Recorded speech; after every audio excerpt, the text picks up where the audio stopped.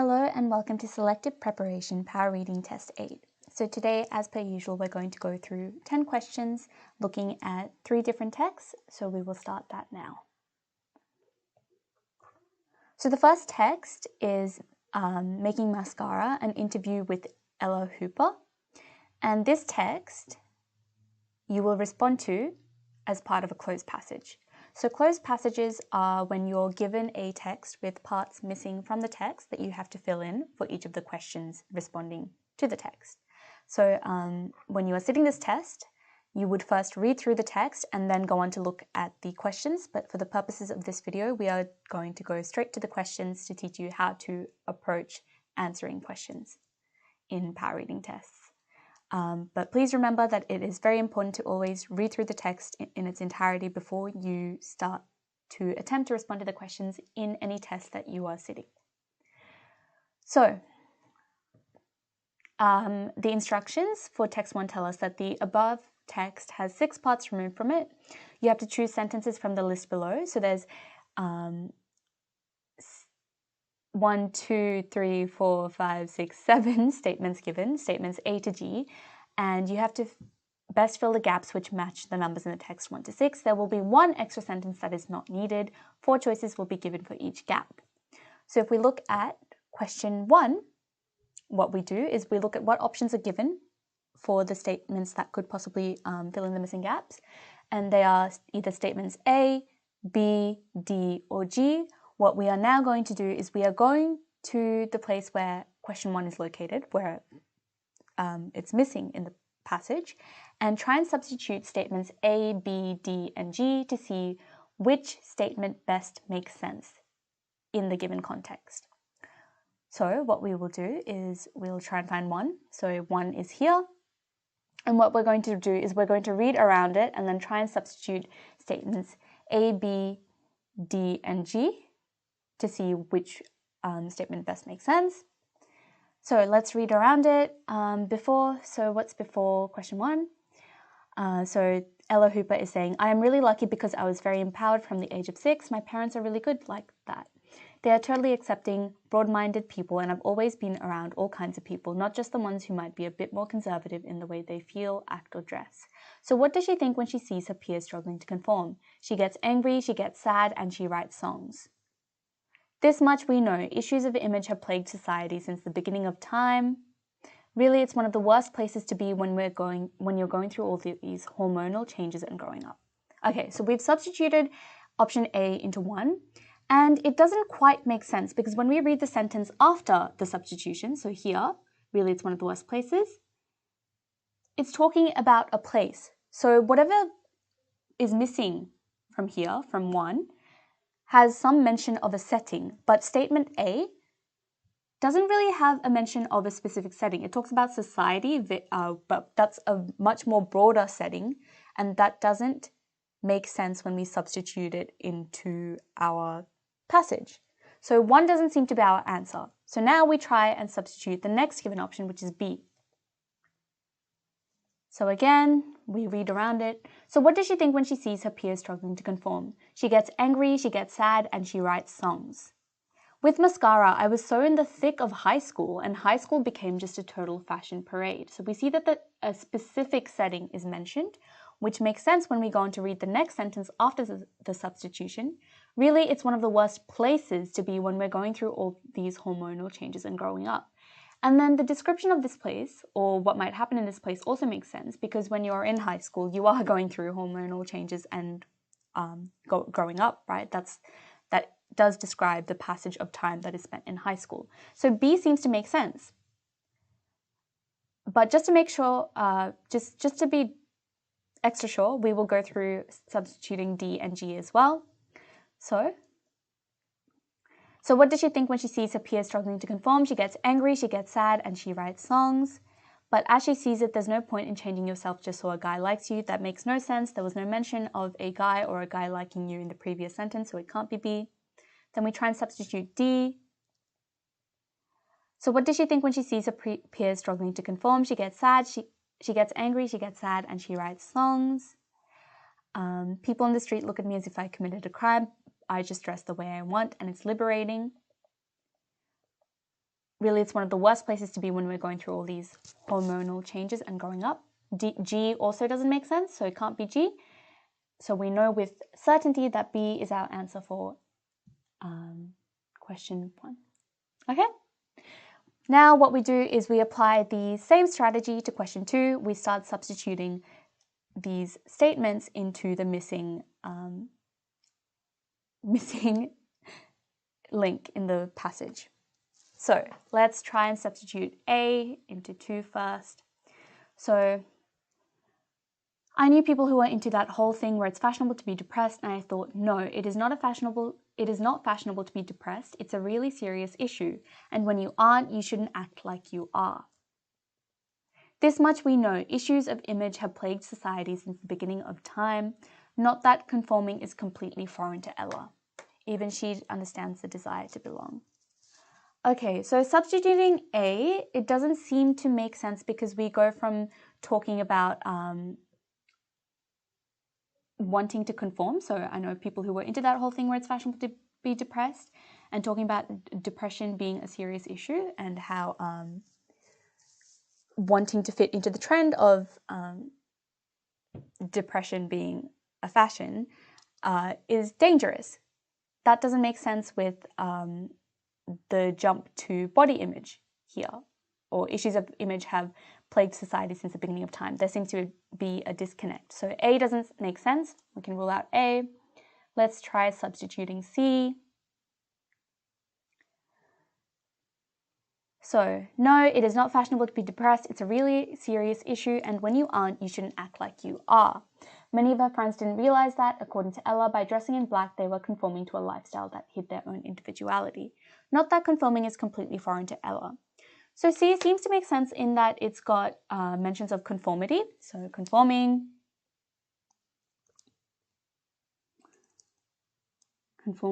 but then it's got a specific description like dressing in black, which isn't referred to before or after the substitution. So it doesn't make sense in that sense, in that we don't have, it doesn't, it has little details that haven't been mentioned before.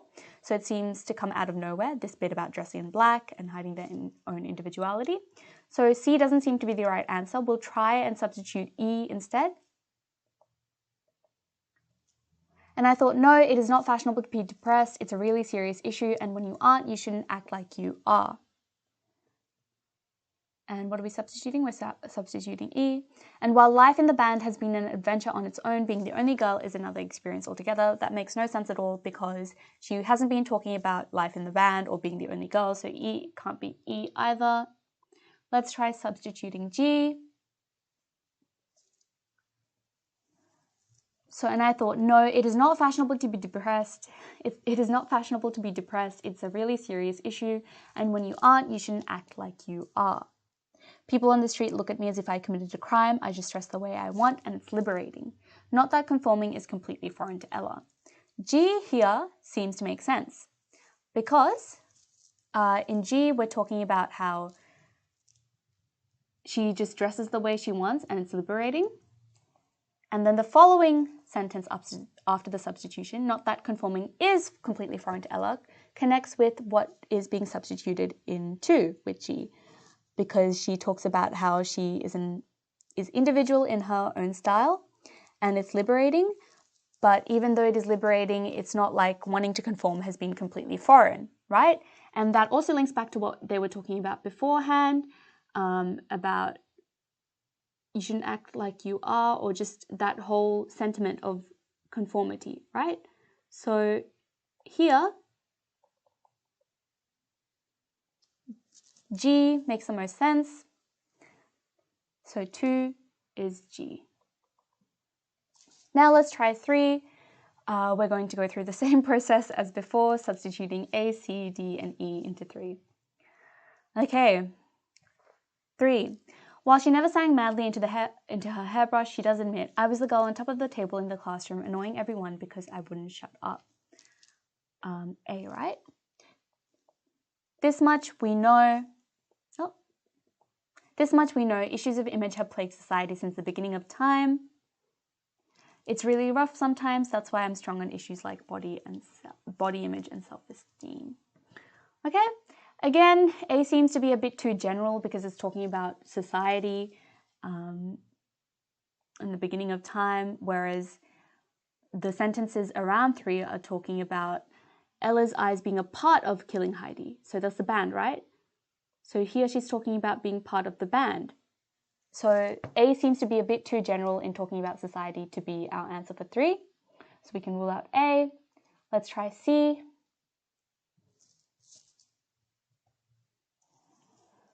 In Ella's eyes, being a part of killing Heidi has proven to be a dream. While she never sang madly into her hairbrush, she does admit, I was the girl on top of the table in the classroom, annoying everyone because I wouldn't shut up. Many of her friends didn't realize that, according to Ella, by dressing in black, they were conforming to a lifestyle that hid their own individuality. C makes no sense because it's talking about friends, but Ella is talking about the band in the sentences before 3. So we can rule out C. Let's try substituting D. But as she sees it, there's no point in changing yourself just so a guy likes you. That also makes no sense because the sentences before and after 3 don't have anything about boys or being liked by boys, right? It's talking about her being part of the band. So we can rule out D as well. Let's try substituting E. And while life in the band has been an adventure on its own, being the only girl is another experience altogether. So here, this matches the context clues that we found from the text, life in the band, which is what she was talking about in the text, right? Before 3. That matches with what we found in the sentences before and after 3, right? In Ella's eyes, being a part of killing Heidi, that's the band, has proven to be a dream. And while life in the band has been an adventure on its own, being the only girl is another experience altogether. So E makes the most sense here. So E is our answer to 3. Then we go into question 4. And here what we can do is we can rule out B already because we know that B is the answer to question 1. We can rule out E as well because we know that's the answer to question 2. And we can rule out G as well because that's the answer to question 2 and E is the answer to question 3. So that tells us that our answer is D, but just to be sure, we're going to check that by substituting it into 4. So where is 4?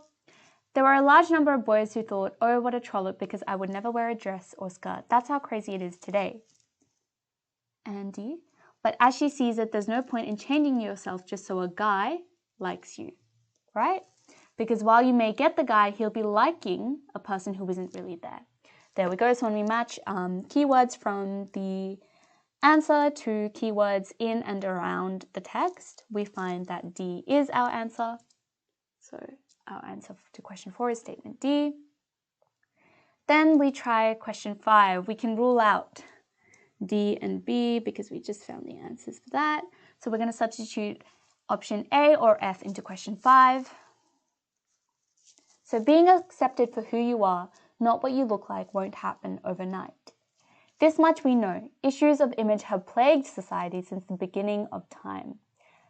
Right? So here it's talking about being accepted for who you are, not what you look like, won't happen overnight. That matches what we found here about society and the body image or being who you are, not being accepted immediately, being an issue since the beginning of time. That matches what we've got. So A is looking like a possible answer, but music idols like Ella are sure to shove us in the right direction. Okay, that also makes sense. The sentence after also makes sense with the substitution of A because the sentence after talks about how while this is an issue and has been an issue for a long time, musicians, this is a possible solution or we might be going in the right direction with this. So A is looking like a likely answer, but we'll still try substituting F. Being accepted for who you are, not what you look like, won't happen overnight, but she's a lot more powerful in the way she puts that across than me, but music idols like Ella are sure to shove us in the right direction. That doesn't quite make sense because who is the she? Which she are they talking about, right? Because Ella is being referenced here after, so Ella isn't that she, isn't the subject of the substitution of F into 5, so F doesn't make sense, so we know our answer for sure is A. right?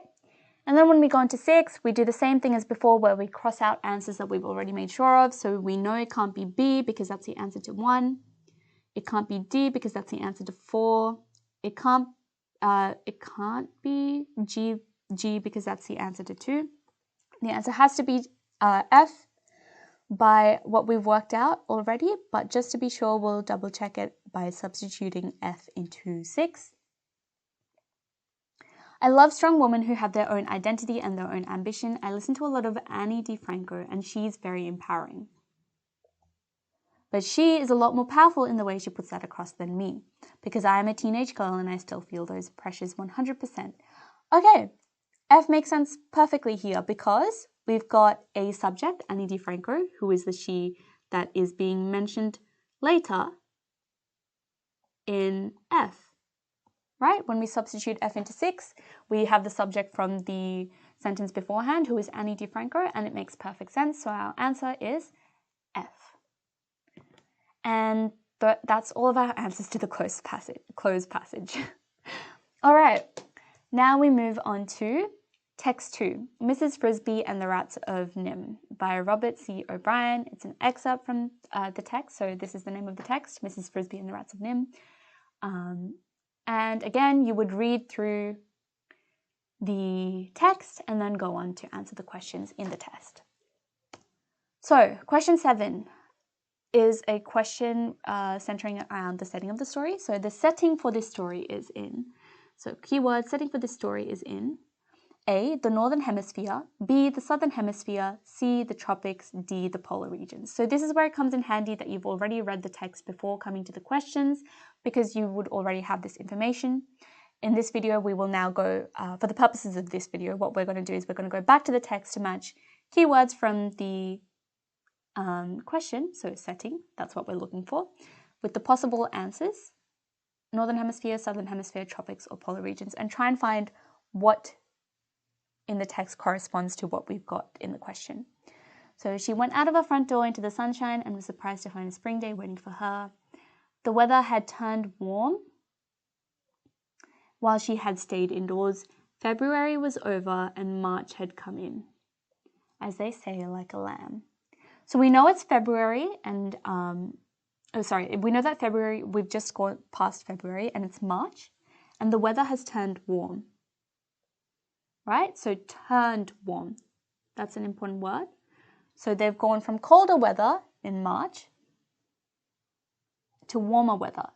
So when it goes from cold to warm, what season is it? Spring, right? And then when we think of the seasons in Australia, because we're in Australia, the beginning of the year, January, February, the beginning of the year is always warm, right? It's always really hot because it's summer. And then from summer we go into autumn. So we don't go from cold weather to warm weather. We go from warm weather to cold weather in February to March in Australia. And what do we know? We know that Australia is in the Southern Hemisphere, right? So we know that it can't be the Southern Hemisphere because the seasons don't go from cold to warm in the beginning of the year in the Southern Hemisphere. In fact, knowing that the weather is going from cold to warm, we can glean that it must be the Northern Hemisphere because that is the opposite change of seasons to us in the Southern Hemisphere. So that's how we know that the setting for the story is the Northern Hemisphere. By reading through the text, getting clues like how the seasons have changed, and referencing that to how seasons change in the Southern Hemisphere for us, and realizing that it's the opposite, we know that the setting is the Northern Hemisphere. Right?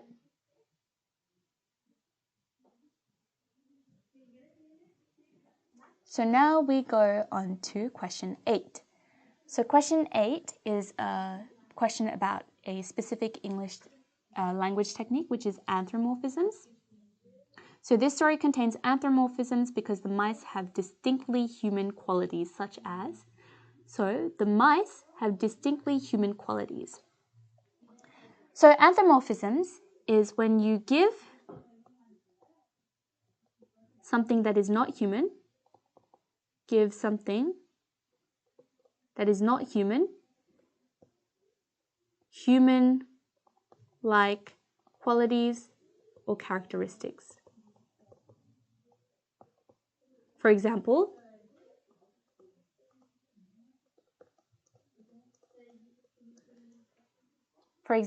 if you said the table groaned. Tables can't groan. Can they? Groaning is a action, a human noise, or something a noise a human might make. You are giving it a human quality. Okay?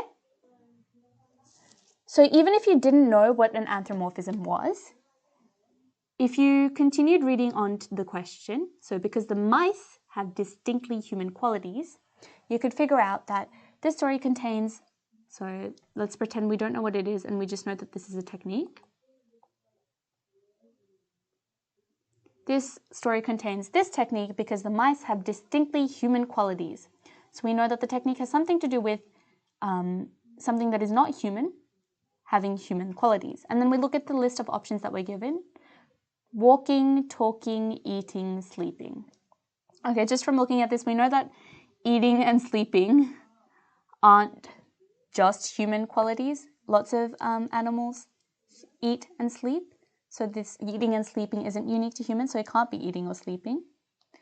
Walking also isn't necessarily a human-like quality. A lot of different animals walk.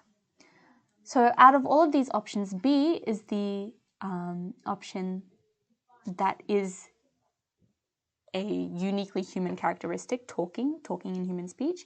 And if we go back to check with the keywords that we found in the question with keywords in the text, we'll see if talking is the answer. So we read through it. We see that field mice, like Mrs. Frisbee, are not so lucky. So we know that Mrs. Frisbee is a field mice, right? And we can see that she is talking to us, the audience. So here, Mrs. Frisbee, the mouse, right? Mrs. Frisbee is a mouse, and she is doing, the human quality that she has is talking.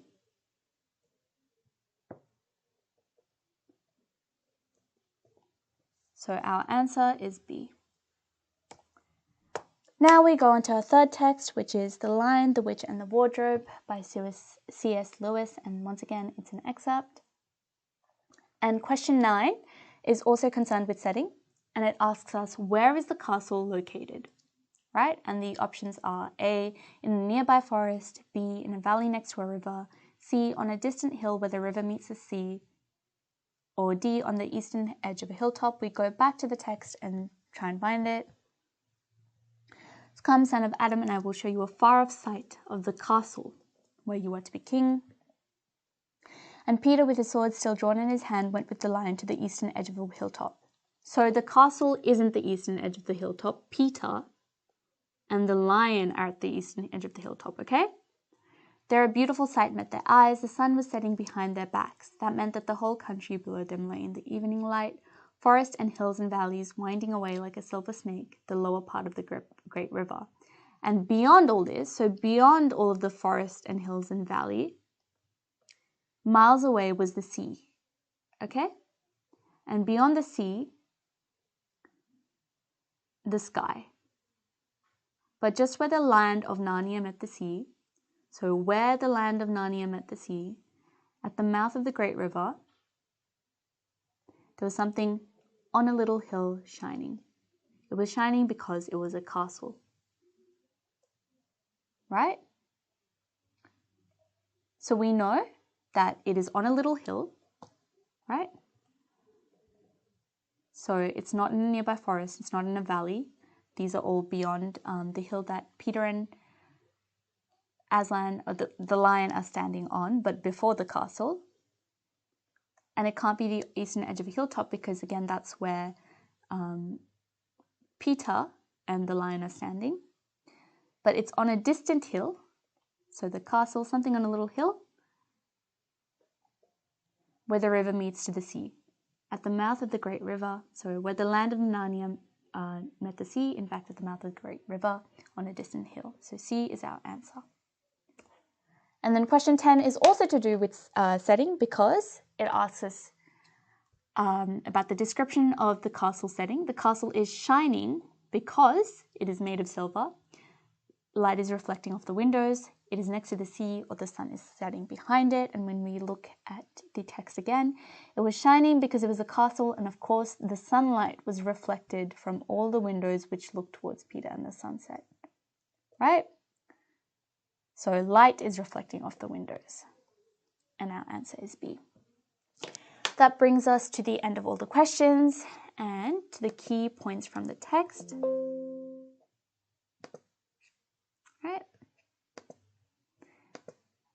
Okay, so key points from this text. We looked at a lot of questions to do with setting in our last two texts. So with The Lion, the Witch and the Wardrobe and Mrs. Frisby and the Rats of Nim, we looked at multiple questions with setting. And that is important because setting is an important part of any text, right? Read, pay attention to the setting,